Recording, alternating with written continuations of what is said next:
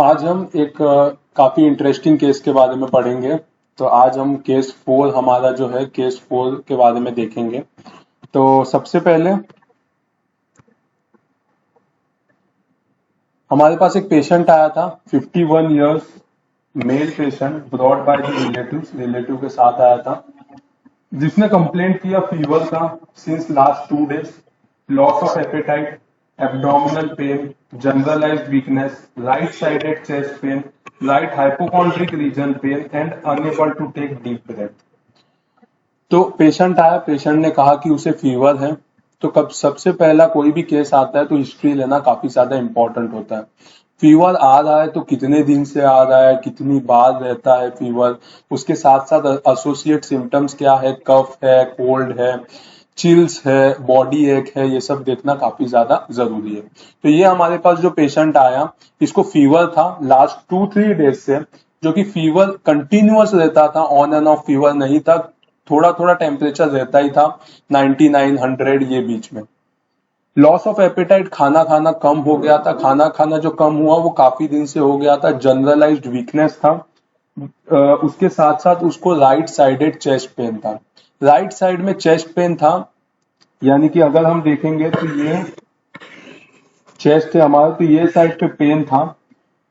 यहाँ पे एक ऑर्गन भी होता है जिसे हम कहते हैं लीवर, तो मोस्ट प्रोबेबली उसे यहाँ पे भी पेन था चेस्ट में, और हाइपोकॉन्ड्रिक रीजन में भी पेन था, राइट साइडेड हाइपोकॉन्ड्रिक रीजन में भी पेन था। जब उसे एग्जामिन किया गया तो हमें उस पता चला कि वो डीप ब्रेथ ले नहीं पा रहा था। अगर उसे कहते थे कि डीप ब्रेथ लो तो उससे कफिंग स्टार्ट हो जाता था। क्या होता था? कफिंग स्टार्ट हो जाता था। पुराना बीमारी में हमने देखा तो पुरानी बीमारी में कुछ भी नहीं था, लेकिन एक काफी इंटरेस्टिंग फीचर हमें देखने मिला कि जब हम उसका चेस्ट ऑस्कल्टेट किए तो चेस्ट ऑस्कल्टेट करते वक्त उसे राइट साइडेड चेस्ट में टेंडरनेस भी था, और उसके साथ साथ राइट साइडेड लोअर लोब में एयर एंट्री काफी ज्यादा पुअर था, या फिर हम कह सकते हैं ना के बराबर था। लेफ्ट साइड में एयर एंट्री अच्छा था, राइट साइड में एयर एंट्री काफी कम था। तो सबसे पहला सबसे बेसिक चीज हमारे दिमाग में आया कि पेशेंट का एक्सरे करना काफी ज्यादा जरूरी है। तो इसके लिए पेशेंट को हॉस्पिटलाइज किया गया और इन्वेस्टिगेशन सब भेजे गए। उसके साथ साथ हमने एक चेस्ट एक्सरे किया। तो इन्वेस्टिगेशन में क्या क्या भेजा? तो इन्वेस्टिगेशन में हमने सीबीसी, क्रिएटिनिन, इलेक्ट्रोलाइट, ईसीजी और चेस्ट एक्सरे करने के लिए कहा था। तो चेस्ट एक्सरे किया तो हमें कुछ इस तरह से उसका एक्सरे फिल्म देखने को मिला, जिसमें हमें पता चला कि लेफ्ट साइड का एयर एंट्री काफी ज्यादा अच्छा है, लेकिन राइट साइड का जो एयर एंट्री है वो काफी ज्यादा पुअर था, कम था। यानी कि कुछ ये साइड पे इतने रीजन में फ्लूइड एक्यूमुलेट हो गया था, जिसे हम कहते हैं प्लूरल एफ्यूजन। Pleural effusion. तो एक्सरे करने के बाद हमें यह पता चला कि पेशेंट को right sided massive pleural effusion है, यानी कि मोस्टली उसका मिडल लोब और लोअर लोब, दोनों लोब में काफी ज्यादा वाटर फील्ड है। ये होने के बाद हमने सीबीसी, क्रिएट, इलेक्ट्रोलाइट एक्सरे करवाया रूल आउट करने के लिए कि ये इन्फेक्टिव कॉज है या कुछ और है।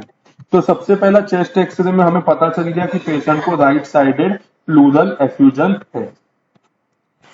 इसके बाद हमने देखा, रिपोर्ट में हमें पता चला कि पेशेंट को राइट साइडेड प्लूरल एफ्यूजन है, अप्रोक्सीमेटली 1000 ml फ्लूइड एक्यूमुलेटेड है, और एटिलेक्टेसिस प्रेजेंट है, राइट लोअर लोब में एटिलेक्टेसिस प्रेजेंट है, यानी कि फंक्शनिंग जो है वहां का वो काफी ज्यादा पुअर हो गया है।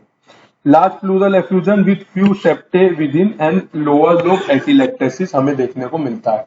मोस्ट प्रोबेबली हमारे पैथोलॉजी के लेक्चर में हमने ये भी चीज कवर किया है प्लूरल एफ्यूजन का, तो आप वहां से भी हमारा लेक्चर्स देख सकते हैं। अभी बेसिक ऐसा होता है कि अगर पेशेंट को प्लूरल एफ्यूजन है तो प्लूरल एफ्यूजन होने के क्या क्या कारण हो सकते हैं? तो प्लूरल एफ्यूजन यानी कि वहां पे फ्लूइड है, तो फ्लूइड जो है वो दो टाइप का हो सकता है। एक तो होता है, एक तो हमें देखने मिलेगा ट्रांसयूडेटिव फ्लूइड, या फिर पल्मोनरी एफ्यूजन, ट्रांसुडेटिव प्लूरल एफ्यूजन, और दूसरा हमें देखने मिलेगा एक्सुडेटिव प्लूरल एफ्यूजन। दो तरह का फ्लूइड देखने मिलता है, एक तो ट्रांसुडेटिव प्लूरल एफ्यूजन और दूसरा होता है एक्सुडेटिव प्लूरल एफ्यूजन। तो मोस्ट प्रोबेबली अगर बॉडी में ब्लड का प्रेशर या फिर ब्लड वेसल्स में प्रेशर ज्यादा होता है या फिर प्रोटीन का अमाउंट बॉडी में कम होता है तो उसके वजह से हमें ट्रांसुडेटिव प्लूरल एफ्यूजन देखने को मिलता है, यानी कि वो प्रेशर मिसमैच होने की वजह से प्लूरा में हमें फ्लूइड एक्यूमुलेटेड देखने मिलता है। ट्रांसुडेटिव फ्लूइड अगर होंगे तो हमें वो कौन कौन से कंडीशन में देखने मिलेगा, तो देखने मिलेगा सिरोसिस में, नेफ्रोसिस में, कंजेस्टिव हार्ट फेलियर में देखने मिलेगा। और दूसरा होता है एक्सुडेटिव प्लूरल एफ्यूजन। तो एक्सुडेटिव प्लूरल एफ्यूजन हमें कब देखने मिलेगा, तो वो हमें देखने मिलता है मोस्ट प्रोबेबली इंफ्लामेशन अगर होगा तो, इन्फेक्शन होगा तो, लंग इंजरी होगा तो, लंग में किसी प्रकार का ट्यूमर प्रेजेंट होगा तो हमें एक्सुडेटिव प्लूरल एफ्यूजन देखने मिलता है। तो जैसे कि हमें पता था कि पेशेंट का और कोई प्रॉब्लम था नहीं, यानी कि जो फ्लूइड थे वो ट्रांसुडेटिव होने के चांसेस कम थे, क्योंकि पेशेंट कोई हार्ट फेलियर में नहीं था, पेशेंट को ओवरऑल बॉडी में एडिमा प्रेजेंट नहीं था, सिर्फ एक ही जगह पे फ्लूइड एक्यूमुलेट था। तो मोस्ट प्रोबेबली हमें लगा कि वो फ्लूइड जो है वो एक्सुडेटिव फ्लूइड होगा, यानी कि किसी इन्फेक्शन की वजह से, किसी इन्फ्लामेशन की वजह से, किसी लंग इंजरी की वजह से हुआ होगा। तो इसके साथ साथ हमने क्या किया, तो हमने सबसे पहला सीबीसी किया। तो सीबीसी में हमें पता चला कि जो डब्ल्यूबीसी काउंट है वो 9400 है, एचबी 14.5 है, प्लेटलेट काउंट जो है 2,32,000 है। न्यूट्रोफिल्स का अमाउंट थोड़ा सा बढ़ा हुआ देखने मिला, क्योंकि इंफ्लामेटरी प्रोसेस है या फिर हम कह सकते हैं बॉडी में इंफेक्शन था, इसके लिए न्यूट्रोफिल का काउंट बढ़ा हुआ था। इसके साथ साथ हमने देखा बायोकेमिस्ट्री में क्रिएट का लेवल नॉर्मल था, सोडियम बहुत बॉर्डर लाइन पे था 134, पोटेशियम था 4.1, क्लोराइड 95, शुगर जो था वो नॉर्मल था। इसके साथ हमने देखा कि एलएफटी प्रोफाइल में भी मोस्टली सभी नॉर्मल थे, थोड़ा सा एल्बुमिन जो था वो लोअर साइड पे था, लेकिन वो कोई सिग्निफिकेंट नहीं था। इसके साथ साथ हमने प्रोथ्रोम्बिन टाइम यानी कि पीटीआईएनआर देखा, तो उसमें भी कोई स्पेसिफिक चेंजेस हमें देखने नहीं मिला। तो पीटी जो था वो 16.8, आईएनआर 1.22 हमें देखने को मिला है। इसके साथ साथ हमने ईसीजी किया, तो ईसीजी में हमें क्या देखने को मिला, तो ईसीजी में मोस्टली हमें टैकीकार्डिया देखने मिला और लेफ्ट एक्सिस डेविएशन लीड 1 में और लीड 3 के वजह से लेफ्ट एक्सिस डेविएशन हमें देखने मिला। उसके साथ साथ हमें टैकीकार्डिया देखने मिला। तो ईसीजी कैसे रीड करते हैं इसके ऊपर भी हमारा एक लेक्चर है, आप चाहे वो भी देख सकते हो, तो आपको वहां में डिटेल में पता चलेगा कि हमने कैसे ईसीजी को बहुत ही कम टाइम में सॉल्व कर सकते हैं या फिर उसे फाइंड आउट कर सकते हैं कि पेशेंट को क्या डिजीज है। तो इस ईसीजी में हमें देखने से साइनस टैकीकार्डिया देखने मिलता है और लेफ्ट एक्सिस डेविएशन देखने मिलता है। इसके बाद हमने क्या किया कि जो फ्लूइड एक्यूमुलेट था उसके वजह से एक और भी पॉसिबिलिटी की थी कि राइट साइडेड हाइपोकॉन्ड्रिक रीजन में भी टेंडरनेस था। तो ऐसा भी पॉसिबिलिटी हो सकती है कि पेशेंट को एमोबिक लिवर एप्सिस भी हो सकता है, या फिर हम कह सकते हैं किसी भी प्रकार का लिवर एप्सिस होता है, क्योंकि लिवर में भी टेंडरनेस प्रेजेंट था। तो उसको रूल आउट करने के लिए हमने क्या किया, तो हमने उसके लिए सोनोग्राफी किया, लेकिन यूएसजी जो सोनोग्राफी किया था उसमें कुछ चेंजेस देखने नहीं मिले, सिर्फ 5 to 6 गॉल ब्लैडर स्टोन हमें देखने को मिला। इसके साथ साथ हमने कोविड रूल आउट करने के लिए आरटीपीसीआर का टेस्ट किया, जो कि नॉट डिटेक्टेड या फिर नेगेटिव देखने को मिला। तो एक ही ऑप्शन था कि हमें राइट साइड में जो प्लूरल एफ्यूजन है उसको टैप किया जाए, फ्लूइड निकाला जाए, उसको टेस्ट करके पता किया जाए कि वो क्या है। तो राइट साइडेड प्लूरल टैपिंग किया गया, जिसमें 1 लीटर फ्लूइड निकाला गया और उसे इन्वेस्टिगेशन के लिए भेजा गया फॉर ट्यूबरक्लोसिस एंड कैंसर, यानी कि ADA, fluid routing, fluid for malignancy. तो ये टेस्ट हमें देखने भेजा गया। मोस्ट प्रोबेबली हम ट्यूबरक्लोसिस या मैलिग्नेंसी को सस्पेक्ट कर रहे थे, इसके लिए हमने एडीए, फ्लूइड रूटीन और फ्लूइड फॉर मैलिग्नेंट सेल भेजा। तो जब रिपोर्ट आया तो रिपोर्ट आने के बाद कुछ इस तरीके से हमें पता चला। सबसे पहले तो एडीए होता क्या है? एडीए का फुल फॉर्म होता है एडिनोसाइन डायमाइनेस, यानी कि यहाँ पे जो लिखा है तो इसका फुल फॉर्म होता है एडिनोसिन डाय अमाइनेस। तो एडिनोसिन डायमाइनेस ये क्या होता है? तो ये बॉडी में प्रेजेंट होता है। कभी भी बॉडी में अगर डीएनए ब्रेकडाउन होता है, डीएनए क्या होता है? ब्रेकडाउन होता है, तो उसके अंदर से एक रिलीज होता है, कुछ एंजाइम्स रिलीज होते हैं जिसे हम कहते हैं D adenosine. Deoxy adenosine release होते हैं। डीऑक्सी एडिनोसाइन जो रिलीज किया जाता है ये क्या करता है? तो बॉडी में जो लिम्फोसाइट होता है उससे किल करता है या उससे अफेक्ट करता है, यानी कि वो लिम्फोसाइट के लिए काफी ज्यादा टॉक्सिक होता है। क्या? Deoxy adenosine. तो जब भी डीएनए ब्रेक होता है तो उसमें से डीऑक्सी एडिनोसाइन निकलता है। डीऑक्सी एडिनोसाइन क्या करता है? तो वो लिम्फोसाइट को हार्म करता है।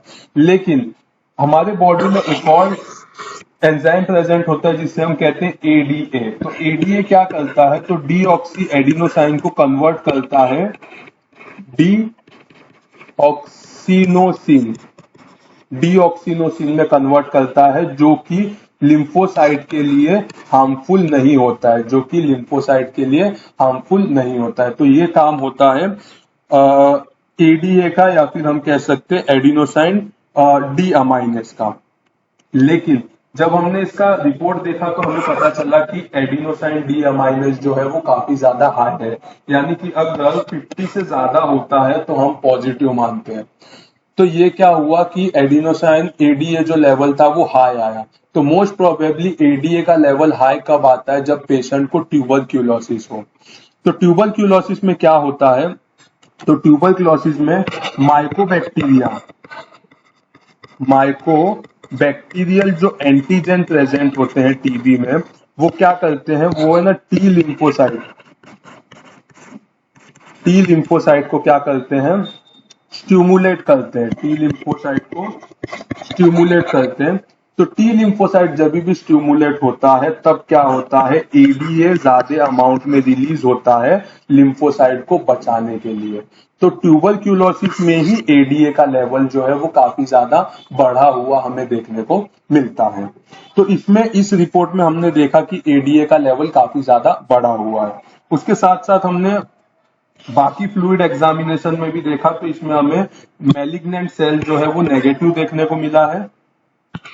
उसके साथ साथ फ्लूइड एग्जामिनेशन, प्लूरल फ्लूइड का एग्जामिनेशन किया तो पता चला कि उसके अंदर लिम्फोसाइट का काउंट जो है वो काफी ज्यादा हाई है। जैसे कि हम सस्पेक्ट कर रहे थे कि एडीए लेवल पॉजिटिव है तो मोस्ट प्रोबेबली टीबी हो सकता है। तो टीबी में एक और चीज होता है कि लिम्फोसाइट का लेवल जो होता है वो काफी ज्यादा हाई होता है।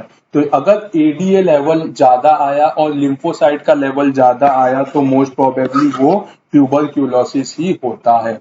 तो इसमें दोनों चीजें हमें देखने को मिला, एडीए लेवल भी हाई है, लिम्फोसाइट लेवल भी हाई है, यानी कि पेशेंट को जो है वो ट्यूबरक्यूलस प्लूराइटिस है, यानी कि ट्यूबरक्यूलोसिस की वजह से उसे प्लूरल एफ्यूजन हुआ था। इतना पता चलने के बाद हमने क्या किया? तो पेशेंट को एंटी ट्यूबरक्यूलोसिस ट्रीटमेंट पे चालू किया गया। अभी इसमें दो तीन चीजें हैं जो पता होना काफी ज्यादा जरूरी है। सबसे पहले कि प्लूरल एफ्यूजन जो हुआ था पेशेंट को, तो प्लूरल एफ्यूजन में जैसे कि मैंने कहा कि फ्लूइड जो है वो ट्रांसयूडेटिव फ्लूइड हो सकते हैं या फिर एक्सयूडेटिव फ्लूइड हो सकते हैं। मोस्ट प्रोबेबली ट्रांसयूडेटिव फ्लूइड नहीं होगा क्योंकि पेशेंट को कंजेस्टिव हार्ट फेलियर नहीं था, सिरोसिस नहीं था, तो मोस्टली ये इन्फेक्शन, इन्फ्लामेशन, लंग इंजरी की वजह से हुआ होगा। इसके लिए हमने सोचा एक्सयूडेटिव फ्लूइड है। लेकिन एक्सयूडेटिव या ट्रांसयूडेटिव फ्लूइड को डिफरेंशिएट करने के लिए हम अगर फ्लूइड का चेकिंग करेंगे, अगर हम प्लूरल फ्लूइड को चेक करते हैं और उसमें अगर हमें प्लूरल प्रोटीन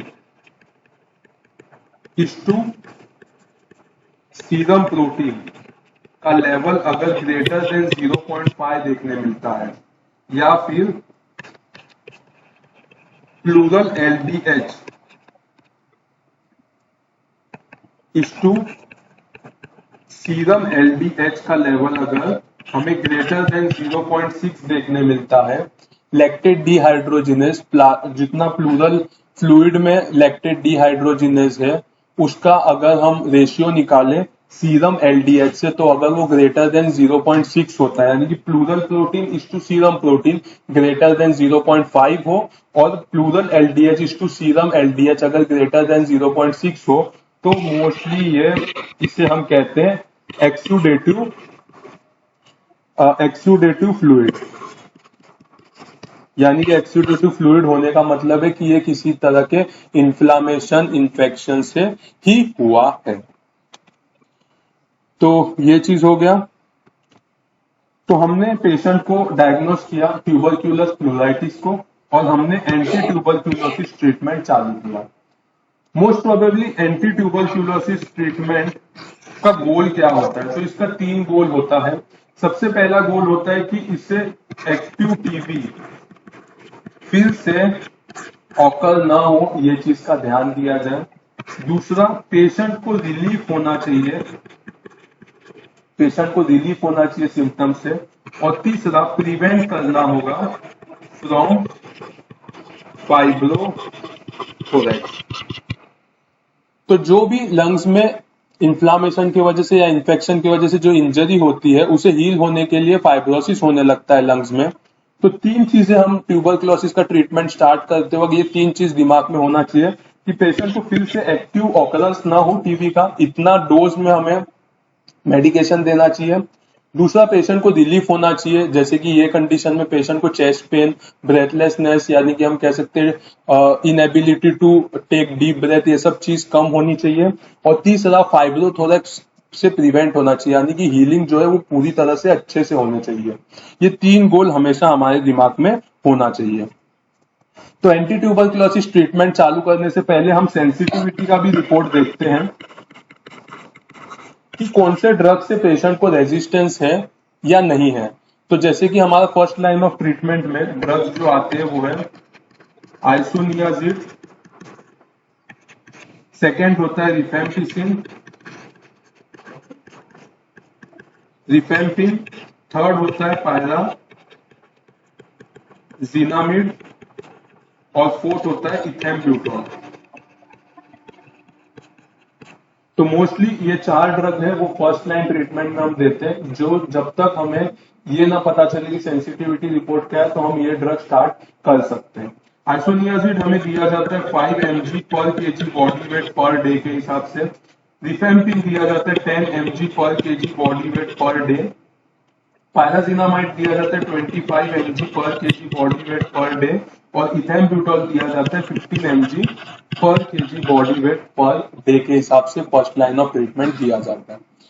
इसके साथ साथ एक और टैबलेट दिया जाता है जिसे हम कहते हैं बेनाडोल, जो कि विटामिन B6 के डेफिशिएंसी से लड़ता है, यानी कि विटामिन B6 को इंप्रूव करता है। विटामिन B6 कम होने से क्या होता है? तो पेरिफेरल न्यूराइटिस होता है, जो कि आइसोनियाजिड से होता है। आइसोनियाजिड से पेरिफेरल न्यूराइटिस होने के चांसेस होते हैं, तो इसके वजह से बेनाडोल दिया जाता है, यानी कि विटामिन B6 को करेक्ट किया जाता है जिसकी वजह से पेरिफेरल न्यूराइटिस ना हो। तो मोस्टली हमने जो पेशेंट है उसे आइसोनियाजिड, रिफेम्पिसिन, पायराजिनामाइड और इथेम्ब्यूटोल के ड्रग पे स्टार्ट किया। उसके साथ एक बेनेडोइन दिया था। जब तक पेशेंट हॉस्पिटल में एडमिट था तब तक उसे एंटीबायोटिक, ब्रोंकोडायलेटर्स दिया गया था। इस कंडीशन में स्टीरॉयड का काफी अच्छा रोल नहीं है, तो स्टीरॉयड का यूज न किया जाए तो ही अच्छा है। अगर पेशेंट को फर्स्ट लाइन ऑफ ट्रीटमेंट नहीं हो पाता तो second, third line of treatment भी दिया जाता है, यानी कि ड्रग रेजिस्टेंस अगर होगा तो उसके आगे भी पेशेंट को ड्रग रेजिस्टेंस के हिसाब से second line treatment, third line treatment भी दिया जाता है। अगर फिर इसके बाद ये सवाल दिमाग में आता है कि कितने टाइम तक हमें ये चीज देना है। मेडिसिन देना है। तो मिनिमम से मिनिमम 6 मंथ तक ये मेडिकेशन दिया जाता है। उसके बाद कुछ इन्वेस्टिगेशन करने के बाद ही ये मेडिसिन को स्टॉप किया जाता है। तो हमारे पास जो पेशेंट आया था वो डायग्नोज किया गया ट्यूबरक्यूलर प्लूराइटिस से, जिसे एंटी ट्यूबरक्यूलर मेडिसिन स्टार्ट किए गए। उसे डेली एग्जामिनेशन करने के लिए भी रखा गया था फॉर हिपैटोमेगैली, या फिर हम कह सकते हैं कि कुछ ड्रग्स जो होते हैं वो लीवर को हार्म करते हैं, कुछ किडनी को हार्म करते हैं। तो कुछ दिन तक इसका भी स्टडी किया जाए कि एलएफटी आरएफटी डिरेंज ना हो। अगर पेशेंट को इस ड्रग से रिलीफ मिलता है और पेशेंट को ये चारों ड्रग सेंसिटिविटी होते हैं, तो ये ड्रग को आगे 6 महीने तक कंटिन्यू किया जाता है और उसके बाद ही कुछ इन्वेस्टिगेशन करने के बाद इस ड्रग को स्टॉप किया जाता है। तो आज जो हमारा केस था वो था ट्यूबरक्यूलर प्लूराइटिस के ऊपर।